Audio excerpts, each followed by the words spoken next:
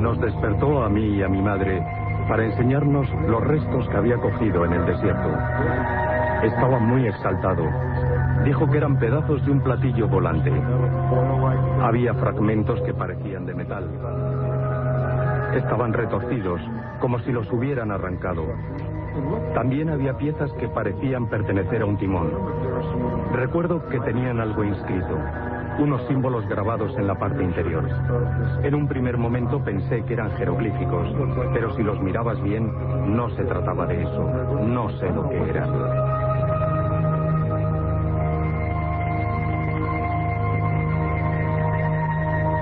11:25 de la noche comienza Milenio 3, la voz de Jesse Marcel, hijo. Una voz para la historia de los fenómenos extraños. Una noche, la del 7 de julio de 1947, su padre trajo un insólito regalo, un presente completamente desconocido, una serie de hierros de material que se expandía casi como el agua y que tenía extraños símbolos en su superficie. Empezaba así una historia mítica que se ha convertido en leyenda, el caso Roswell. Aquel militar, el padre de la persona que hemos escuchado, Jesse Marcel, era oficial de inteligencia del Escuadrón 509 de bombarderos de Roswell. Escuadrón 509, célebre por su bombardero Enola Gay, que lanzó bombas atómicas sobre Hiroshima. Era la base aérea más importante del mundo, y algo había pasado. Un ranchero, William McBrazel, muy cerquita de un lugar entre Roswell y Corona, había sentido algo. Al ir a inspeccionar el terreno, una serie de extraños restos, como la explosión de algo metálico, había dejado aquel lugar preñado de enigmas. Llegó hasta el sheriff del lugar, Gary Wilcox, con aquellas piezas en su carromato. Nadie podía dar una explicación. Hablamos ahora con Jesse Marcel, padre, esta persona, una de las claves de toda esta historia, oficial de inteligencia del escuadrón, lo repetimos, 509 de bombarderos. En 1978, sus últimas declaraciones públicas a la WWL de Estados Unidos, decía lo siguiente, más o menos después de un largo silencio oficial. Veremos cómo se gestó esta extraña cárcel en torno al tema Roswell. Decía que, bueno, recordaba entre luces y sombras algo muy raro que no le permitieron contar. Fue el primer militar que tuvo quizá entre las manos, hoy vamos a intentar descubrirlo, un material de procedencia extraterrestre. Escuchamos a Jesse Marcel. Me sorprendió lo que vi. Tantos restos esparcidos sobre una extensa zona. Me llevó un tiempo darme cuenta de que en todo esto había algo raro.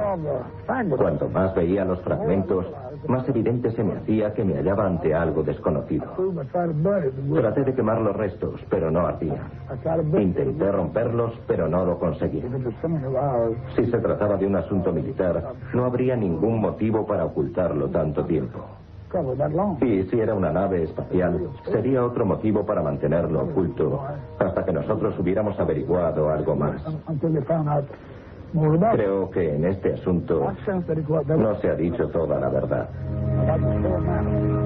55 años después, nuevos documentos, informaciones hablan del asunto de Roswell. Algo cayó en el desierto de Nuevo México, un nuevo mito, quizá para lo que es las leyendas del mundo moderno, del siglo XX, o una realidad de la que no se nos ha contado, como decía este hombre, toda la verdad.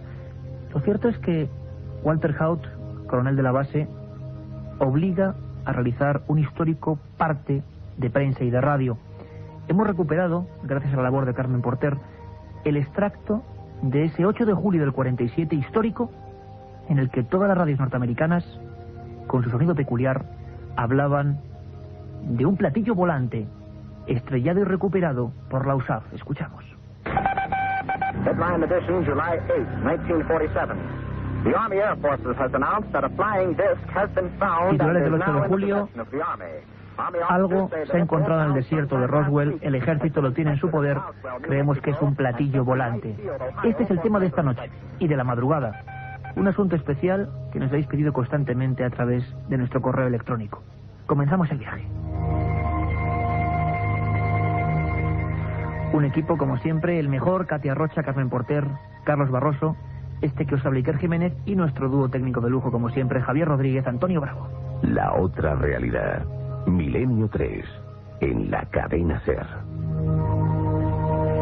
Y aquí en el estudio 1, ya en penumbra como siempre, intentando, navegando entre papeles, tenemos al único autor español, al único investigador periodista que estuvo en Roswell investigando esta historia tan alucinante, de la que nos siguen llegando noticias confusas, extrañas. Vamos a escuchar a mucha gente, vamos a intentarlo por lo menos, militares, testigos extorsionados, personas que vieron niños, auténticos niños embuzados en trajes de piloto. Javier Sierra, buenas noches, bienvenido. Buenas noches, Iker. Tú estuviste en Roswell, ¿verdad? En ese lugar mítico. Yo estuve en Roswell, he estado en Roswell en varias ocasiones. La primera fue en 1991.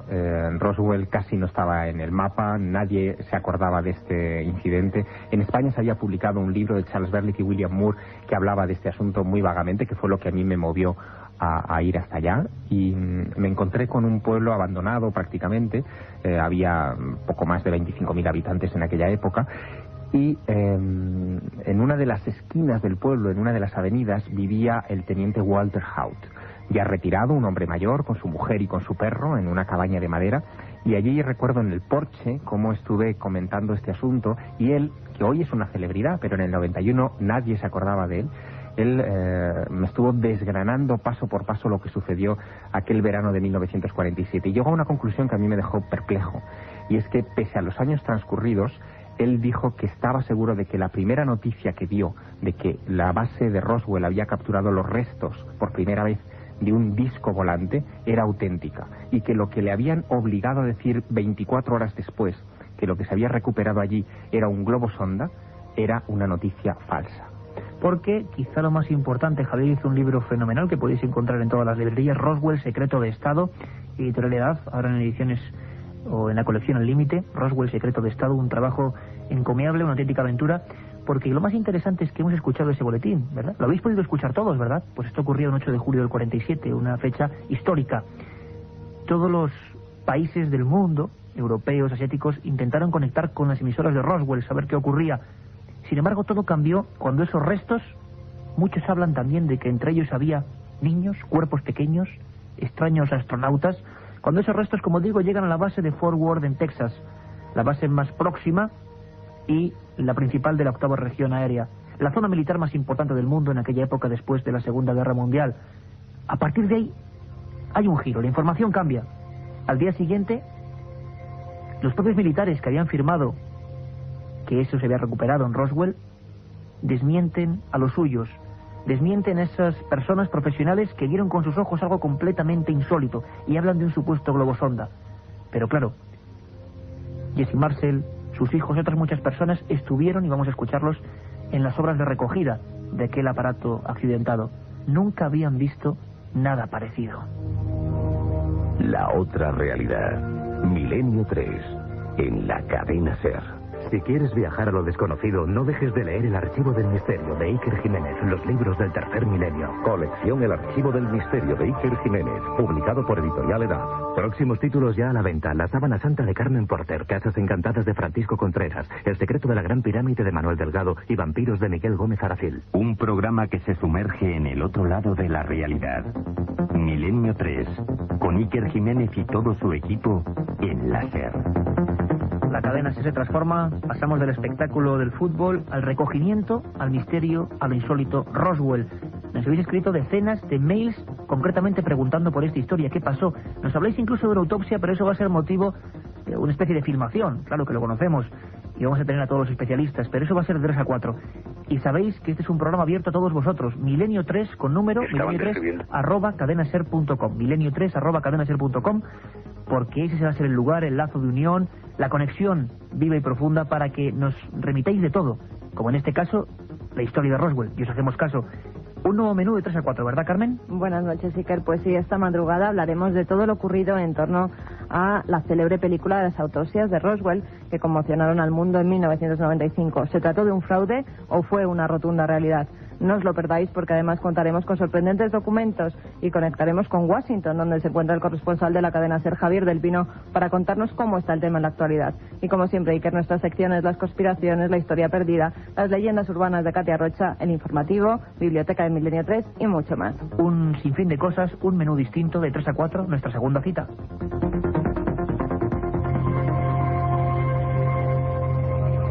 Roswell, año 47, algo cae del cielo. Los norteamericanos, el más alto estamento militar dice que sí, platillo volante, portadas de periódicos, y luego de repente, no. Un no rotundo que dura ya 55 años. Hubo gente, Javier, que vio más cosas. No solo hablamos de restos, y restos, como decíamos al principio, Jesse Marcel, una especie de mandos extraños, un material muy liviano, con algunas cosas parecidas a jeroglíficos. Había más cosas. ¿Había alguien entre esos restos? Sí, bueno, aquí habría que situar bien la escena de los hechos. Todo arranca en torno al 4 de julio de 1947, cuando William McBrazel, este granjero al que tú hacías alusión, descubre que sus campos, a los que él saca el ganado para pastar, están cubiertos en una superficie aproximada de 1 kilómetro cuadrado de planchas metálicas, pequeñas barras, una especie como de patatas negras, por decirlo de alguna manera, como si fuera material plástico quemado. Todo eso a él le sobrecoge, le altera, viaja a Roswell y da parte al sheriff y después a las autoridades militares que van a recoger este material. Pero es solamente uno de los escenarios de los hechos. Esto está a 70 kilómetros de Roswell, en un sitio llamado el Rancho Foster.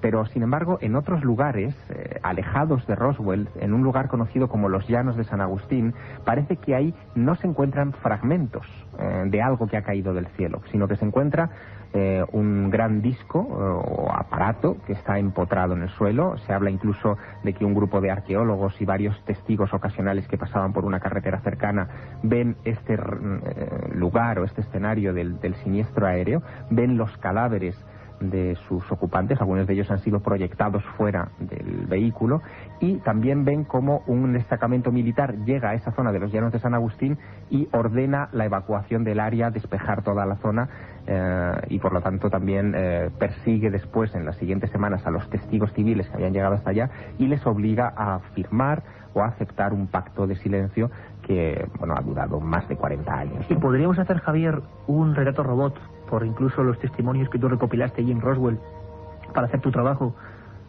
¿Vieron todos lo mismo? ¿Hay muchas diferencias? Parece ser que más o menos tenemos el croquis de lo que serían esas figuras que, claro, enseguida se asociaron a tripulantes de esa aeronave que se estrelló contra el suelo. Sí, yo quisiera que además los oyentes fijaran bien este retrato robot en su imaginación. Se trataba de criaturas de pequeño tamaño, de aproximadamente 1,20 m, 1,25 m, de piel grisácea, complexión corporal muy frágil, muy débil, muy delgados, con gran cabeza y unas manos con los dedos, especialmente el índice, muy alargado. Incluso algunos hablan de que existía una especie de telita como la que pueden tener los anfibios entre algunos de esos dedos. Y digo que quiero que los oyentes fijen muy bien esta imagen, porque todos los testigos que hablaron antes de 1995 de lo que ocurrió en Roswell describen así a esos tripulantes. A partir del 95 surge esa película de la que hablaremos en la madrugada, en la que el extraterrestre al que se le practica la autopsia no tiene nada que ver en su aspecto con esta primera descripción o descripción primitiva de los humanoides. De todos los testimonios, no obstante, a mí el que más me sobrecoge y que incluso fue reinvestigado o reencuestado por la Fuerza Aérea de los Estados Unidos en los años 90 del siglo XX, fue Glenn Dennis. Glenn Dennis era un joven oficial de la única funeraria que había en Roswell, la funeraria Ballard. Él, aquel 8 de julio del 47, recuerda cómo el teléfono de su oficina suena. Es alguien, un oficial de la base aérea de Roswell, que le pregunta si en la funeraria tiene féretros para niños, porque ha habido un accidente y necesitan unos cuantos féretros de niños. A Glenn Dennis le sorprende mucho esa petición, porque la base militar de Roswell en el año 47 era una base que tenía armamento atómico, no vivían familias dentro, solamente soldados y oficiales, varones, adultos, y que se hablara de la necesidad de féretros herméticos para niños le llamó mucho la atención. Después, un incidente que ocurrió unas pocas horas más tarde, en el que una enfermera de Roswell se cruza con él en la base, porque hubo un accidente de coche y él tuvo que ir inmediatamente al interior de la base. Pues se cruza con esa enfermera en los pasillos de la base. La enfermera está muy alterada, le dice que quiere verle, que quiere contarle algo, y le cuenta, esta enfermera, lo que ha visto. Y le habla de estos mismos cuerpos de pequeño tamaño, de dedos alargados y de grandes ojos oscuros. ¿Y para ellos pedían esos ataúdes? Probablemente.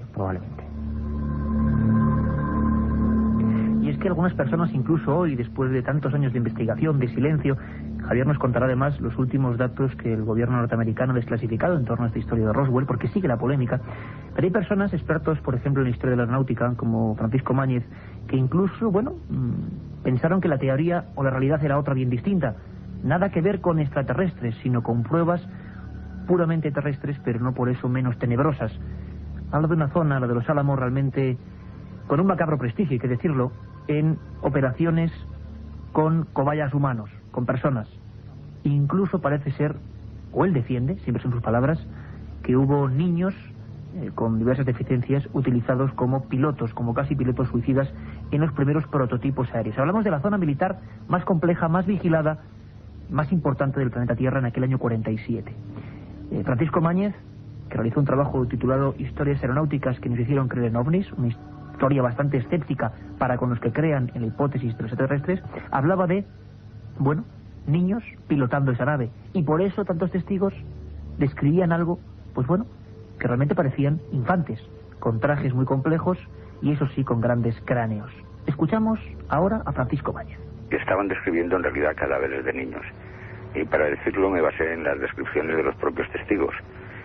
Casi todos ellos eran gente que nunca habían visto un cadáver, es lo primero. Y lo vieron en un accidente. Y empezaron todos a describirlo y a compararlo con niños. Todos tenían la estatura de niños, la piel como niños, la mano como niños. Los ufólogos tradujeron estas características a un extraterrestre bajito, de 1 metro, una cosa así. Empecé a rascar, a mirar concretamente lo que estaban diciendo estos testigos. Y me di cuenta de que lo más probable es que estuvieran describiendo algo, si no eran niños, algo muy similar a niños, un experimento muy extraño tal vez. Precisamente allí a Los Álamos se estaban llevando niños con deficiencias físicas y psíquicas para ser sometidos a experimentación. Ahora ya es muy conocido por los investigadores y los historiadores que en esos años, y más concretamente empezó en el año 47, eran transportados a Los Álamos en avión niños para ser inyectados con materiales radioactivos y luego comprobar cómo se desarrollaba o qué tipo de enfermedades desarrollaba la radioactividad. Estamos hablando de unos años que todo esto era completamente nuevo. La radioactividad no era ni conocida prácticamente. Un tema tremendo de ser cierto, Javier. Pues sí, de hecho, déjame contarte una historia que tiene lugar en torno al año 1994 y 1995, que creo que puede aclarar bastante bien esta cuestión. En el año 94 el caso Roswell llega nada menos que al Congreso de los Estados Unidos. Un senador por Nuevo México, Steven Schiff, empieza a preguntar en todas las instituciones por qué pasó en aquel verano del 47 en el estado del que él es el representante oficial. Y al ver que no tenía respuesta, que todo era muy secreto, muy cerrado y que nadie le ofrecía ninguna documentación, lleva este asunto, fíjate, que argucia al Tribunal de Cuentas de los Estados Unidos, que es lo que allí llaman la General Accounting Office, la Oficina General de Cuentas, para que esta oficina investiga, haga una auditoría a todas las instancias del gobierno, incluyendo los servicios de inteligencia, sobre en qué se gastó el dinero de los contribuyentes en aquellas fechas del 47 en torno al caso Roswell. ¿Sí? Pues pasó una cosa muy curiosa. Se entró en prácticamente todos los departamentos, defensa, aviación, etcétera. Y después de rastrear los archivos aparecieron dos cosas importantes. Primero, que no hubo ningún accidente de ningún tipo de avión o aeronave experimental o de ninguna clase de cohete ni nada por el estilo en las fechas del incidente de Roswell. Esto se pudo descartar por completo. Ningún aparato de los Estados Unidos o fabricado en los Estados Unidos había caído. Ningún aparato de ninguna compañía de aviación, digamos, contratada por las fuerzas aéreas, como por ejemplo la Northrop, que fabricaba prototipos extraños en aquella época, había caído. Nada de esto existía. Y segundo, muy importante, que las comunicaciones internas de la base de Roswell en las fechas del incidente del platillo volante habían sido quemadas por personal no autorizado unos años antes. Curiosísimo, algo bastante peculiar. Hay un detalle además extra. En el año 95, Bill Clinton, presidente de los Estados Unidos en aquella época, ordena la desclasificación de una tonelada de papeles y documentos secretos de la Guerra Fría y del periodo posterior a la Segunda Guerra Mundial. Y entre esos papeles aparecen muchos relativos a lo que se hacía en los años finales de los 40, principios de los 50, en Nuevo México. Mucha documentación. En ningún momento se habla de niños irradiados, ni por supuesto de aviones a los que montaban niños para que los tripularan. Era un absurdo evidente. Pero sí que se reconoce, y esto yo creo que es importante, que efectivamente el gobierno de los Estados Unidos había irradiado voluntariamente, con pruebas nucleares, a soldados en sus trincheras en toda la zona de Los Álamos, el Trinity Site, etcétera, en Nuevo México, reconociendo por primera vez en la historia que se había experimentado con soldados del ejército de los Estados Unidos, el propio ejército de los Estados Unidos, y a los que debían no solamente una disculpa del presidente, sino también indemnizaciones. Y vamos a contactar directamente con Roswell, un lugar que ha visto variar su fisionomía, es curioso, en torno a este misterio. La vida ya no puede ser igual. Y nuestra compañera Katia Rocha ha tenido, la oportunidad de hablar con Julie Sister, que es la encargada del Museo de Roswell. Una historia con una historia personal curiosa, que es que surge en Canadá, ella es canadiense y sin embargo le fascina, como quizá a muchos de nosotros nos está fascinando esta historia, y se va directamente a Roswell y funda, digamos, esta especie de museo para mostrar al mundo, según ella, su verdad. Y Katia le ha preguntado cosas tan interesantes como estas. Sí, personalmente sí. En el museo creemos que sí. Eso es algo que nosotros afirmamos. No podemos asegurar 100% que fuera un ovni, pero todo el mundo sabe que algo extraño sucedió en Roswell en 1947. Todos aquí tenemos testimonios de conocidos que fueron testigos, gente que estaba allí, que lo vio, que no saben lo que fue, y no solo militares, sino civiles. Desde luego, algo sucedió que no era de este mundo y que está ocultado desde 1947. Una de las teorías que tenemos es que piense que en el año 1947 salíamos de una guerra mundial y la atmósfera general era tensa. Los ciudadanos estaban al límite. Además, sucedió 10 años después de que Orson Welles hiciera La Guerra de los Mundos en su espectáculo radiofónico que creó tanto pánico. Había muchos miedos y el gobierno pudo pensar que la población no iba a ser capaz de asimilar la idea de que sí había pruebas que demostraban la existencia de vida fuera de aquí en alguna parte. Pero ¿cómo iban a aceptarlo los ciudadanos? Por eso el gobierno lo ocultó. Y luego, después de un tiempo, ya no pudieron reconocer que habían mentido. La verdad es que hay personas, incluso los testigos, personas como escuchábamos antes a Jessie Marcel, la hija, por ejemplo, de Rowe, el jefe del cuerpo de bomberos, que fueron a rescatar estos restos, la verdad es que lo pasó bastante mal. Es un ejemplo muy breve de cómo algunas personas todavía hoy siguen sintiendo la amenaza de ese silencio, la amenaza de no hablar. Escuchamos brevemente a Frankie Rowe en Roswell. Llegó un hombre que parecía un funcionario. Le dijo a mi madre que se sentara y empezó a hablar conmigo. Me dijo, parece ser que dices que has visto algo. Yo contesté, he visto un trozo de material extraño. Pero él me corrigió, no has visto nada. Yo no entendía por dónde iba, así que insistí. Sí que lo he visto. Cuanto más repetía yo que sí lo había visto, más insistía él en que no había visto nada. Al final me dijo, no entiendes que no puedes contar lo que ha pasado. No te das cuenta de la gravedad del asunto.